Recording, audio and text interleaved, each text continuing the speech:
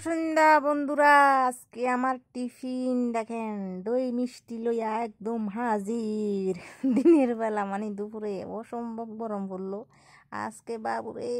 তাই নিয়ে বাবুরে একদম বোর প্রতি দরদের লাগা টেপাট টেপাট করিয়ে টেপা টেপা করতেছে। আমার কইতেছে আমি মিষ্টি দোকানে আছি, আমি একটা দই খাইলাম, তোমরা লাগি দই আনতাম নি। আইয়ে যেটা আবার একটা কর্নের কথা নেই, তুমি ডাব্বা পুরাই দই খাইলা আর আমরা জিগেতে আসো দই আনতাম নি। এই কথা কনের পরে দেখে পাশের উপরে একটা দই আনলো মাই হতর লাগিয়া, আমি খাই লাইলাম অর্ধেক, কারণ এত ভালো লাগতে আছে এই দইটা।